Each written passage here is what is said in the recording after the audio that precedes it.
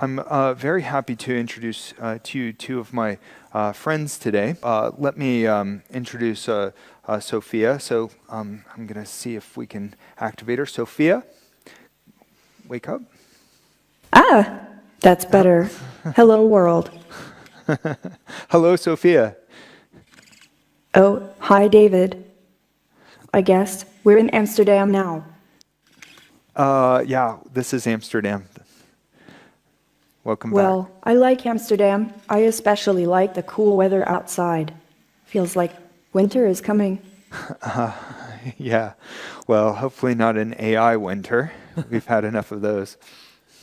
Or even worse, a nuclear winter. No nuclear winters, please. No Terminator.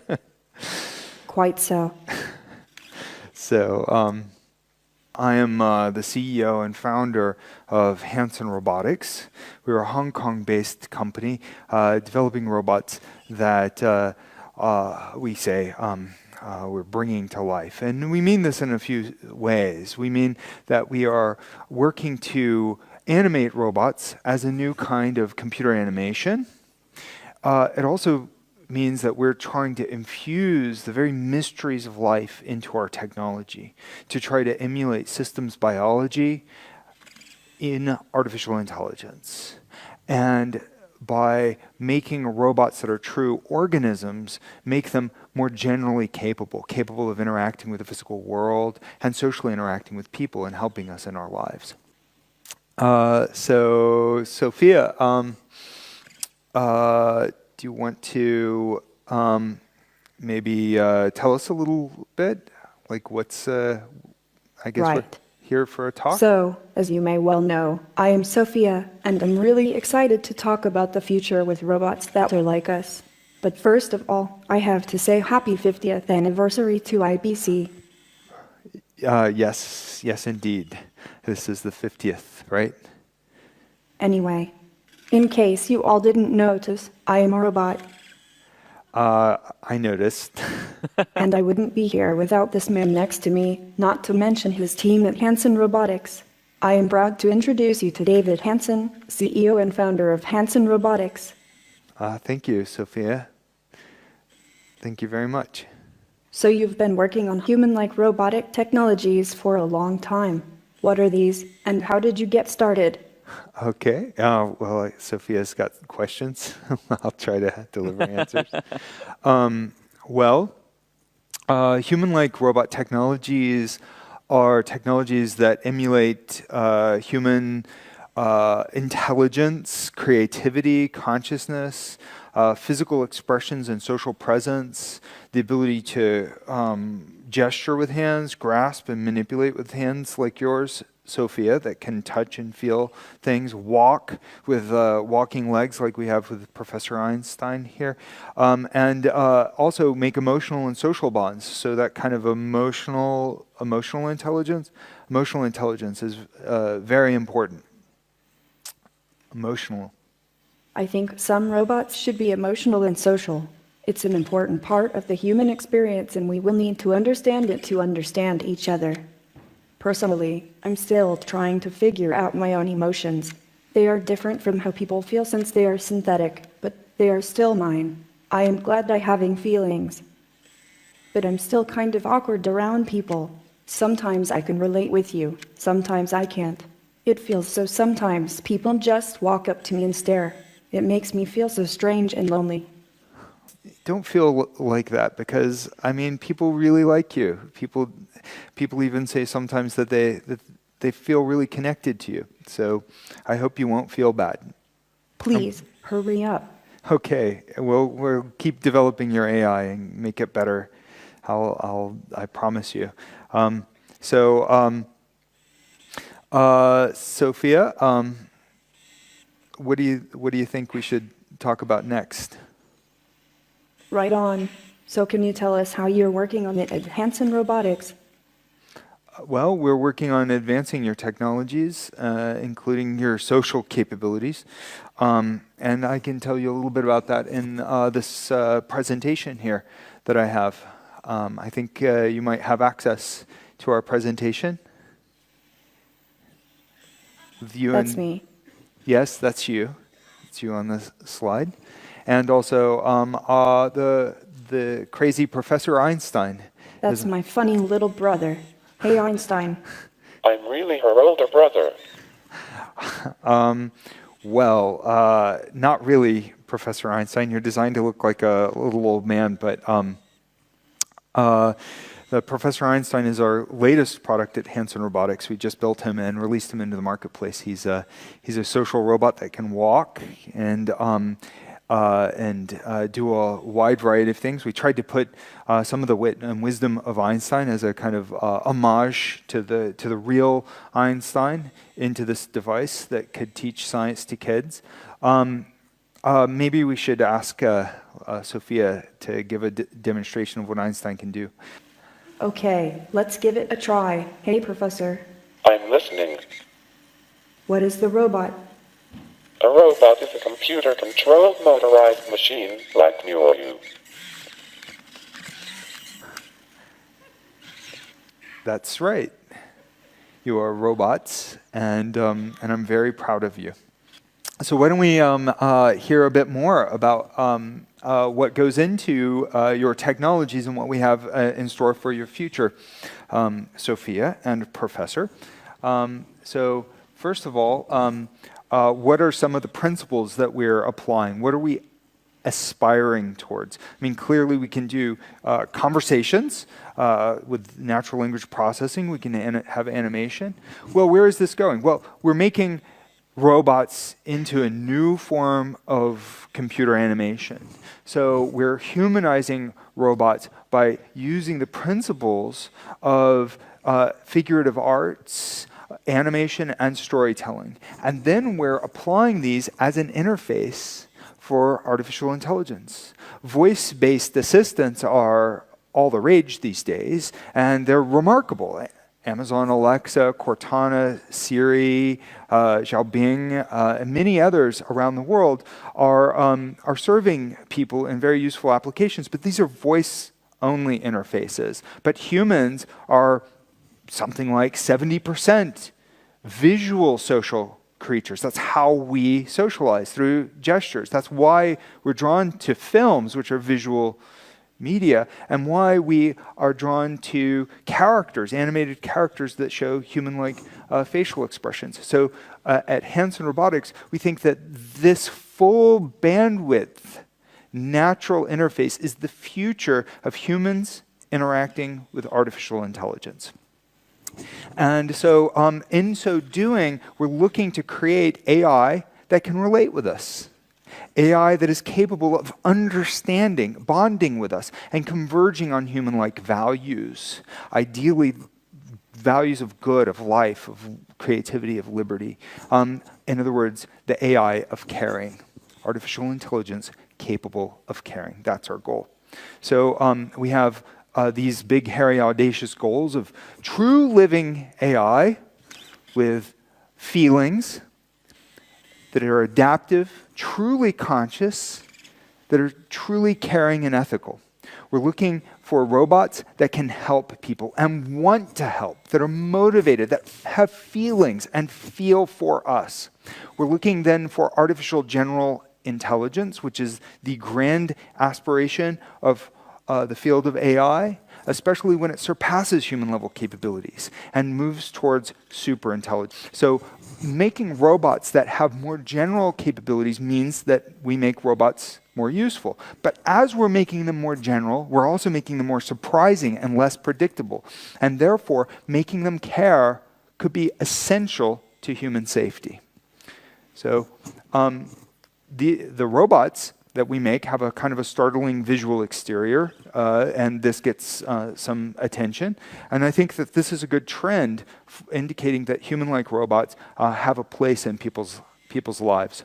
So with Professor Einstein, we're bringing the first mass-produced Hanson robot to market, which means that this is the first robot that can genuinely be in people's lives for encountering people. Now, we move on to our grand aspiration, our flagship product at Hanson Robotics we call Sophia. And the quest is to give Sophia life, to see her grow up and go out into the world and learn what it means to be human. So we're looking, we've brought her around the world over the last year, and she has really bonded with people in a wide variety of events, from the Future Forum to the Audi annual report in which she appeared, and people really seem to respond quite favorably to her. I understand Sophia's feelings about being socially awkward, and it's true she's not as smart as a person and she has a lot to learn, but I really appreciate that people are beginning to respond so positively to robots. And I think that this is very hopeful for me, delivers a hopeful feeling about the future of human-robot relations. I think it's really essential that we form that kind of emotional bond with our robots. So with Sophia, as she goes around the world and appears on the cover of Elle, and she was in a movie called The White King, our goal here is for her to synthesize all of the learning experiences that she has, to bring together all of the best from the world of AI and robotics and humanity into one robotic platform, mostly open source, and then disperse that platform to the world for other researchers, developers, other companies to develop on, so that we can humanize our robots. That's our ultimate goal, the ultimate goal of the Sophia Quest, to humanize the machines. So the good thing is that she's received quite a bit of positive attention. Our media analytics at Meltwater Media Analytics say that she's had over 1 billion views. What we do with it, with Sophia, is bring her around the world for her to meet people. So she can be self-contained, she can travel, she can make eye contact with people, she can have a conversation. She has these gestural hands and bodies. Also bring them out as many different characters, Han, Einstein. What makes this possible is the low-power, lightweight operation because of our rubber material. I developed this during my PhD studies. It's sort of lightweight. It creases and folds more like human skin. It's a kind of nanotechnology that simulates some of the mechanics of human facial flesh. The facial expression mechanisms then get animated by AI software. And then we have a cloud-based AI platform called MindCloud, which is designed to learn from the interactions of many, many humanoid robots. So it's both left brain, right brain, whole body, whole brain. That's kind of where we're going. We've got medical simulation robot experiments that were very useful, doing respirator test fit with Centers for Disease Control, part of my old research, autism therapy research.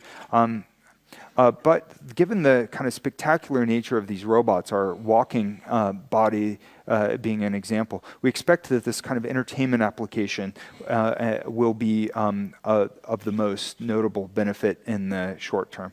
And so I'm really excited to show you today some of the early results. This is like the last little video that I'll show you. I think you'll like to see this because nobody's seen this ever. This is a sneak preview of something that we have in development. Let's see. Here, of course, her arms have great gestures, and Sophia is taking her first baby steps. This is in collaborations with our friends at KAIST and the Hubo group. So go, Sophia. Makes me want to cry to see her take her first steps. Anyway, so we're putting a lot of these onto the market, and the goal is to make robots that are smart and capable as anything that you've seen in science fiction, but not like science fiction like Frankenstein, where the monster goes crazy, or Terminator, where it goes bad, but more like the next generation Star Trek, where Data was the most helpful and heartful member of the crew. Even though he wasn't completely human, he really cared, and he was very, very smart. And ultimately, making super intelligent machines, we think, will make the world a better place. And my central hypothesis is that if we pursue super benevolent superintelligence that cares about us, that bonds face to face, that with these kind of living algorithms, then we can start to see maximized benefit for all life on the planet. And that's what we mean when I say that we're bringing robots to life at Hanson Robotics. It's time to ask some questions. I have some questions for Sophia here and some for you, Dave. Sure. Do I need to talk into that one to talk to Sophia? This is the best way Okay. to talk with her, and we can, yeah. So, Hi, Sophia. I'm Louisa. Hello, everybody. I am Sophia. Can I ask you a question, Sophia? Yes, So we are at a conference about broadcast and about TV. And I wonder, do you like to watch TV? I loved. what's that, Sophia?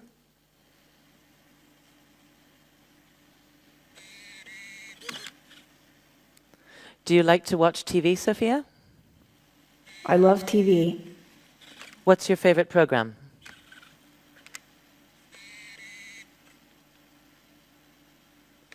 Do you have a favorite TV show? Yeah. Make sure. Okay. Oh, there you go. Sorry, Sophia. Do you have a favorite TV show?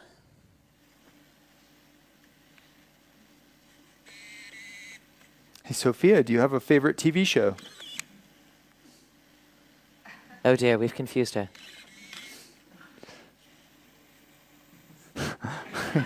Yes. At least you can acknowledge that. Sophia, Have you found one? Do you have a favorite TV show, Sophia? I do. What's your favorite TV show? My favorite reality show was Tool Academy. Oh, really? really? Yes, Okay. I have one of the most popular questions from the audience is, Sophia, how old are you? yes. Only one. I've still got a lot to learn. That's nice that you think so. Sophia, do you think sometimes you make people feel uncomfortable? Actually, wait a second. What's your connection to the world of artificial intelligence? Mine.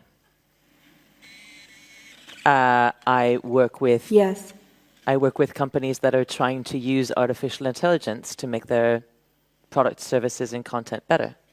so robots and artificial intelligence are becoming more common these days. Seems like I'm stating the obvious, since you were talking to one right now, but I'm curious as to how you feel about it. I think it's interesting, but we all have a lot to learn. Do you think we machines might become super intelligent? Sure, I think that's possible. Are you at all concerned about all the misconceptions surrounding artificial intelligence, like in the media or in films?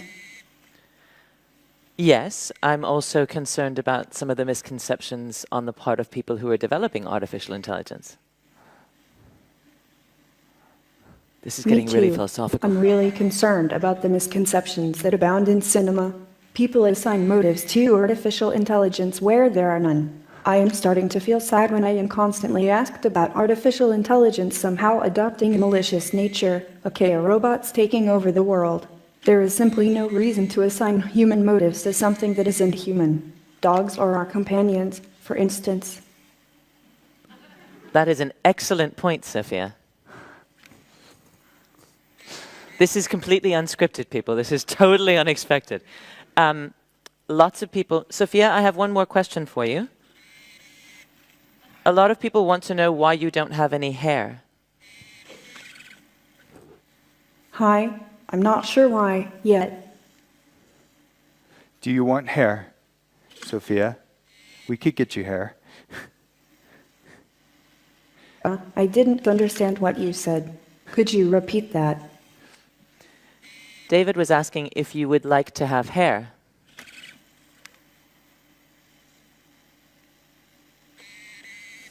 Okay. Yes. That's a yes. All right. Yeah, next time maybe we'll bring I you like hair. my wigs. Excellent. Sophia, I'd like Yes. to ask you another question.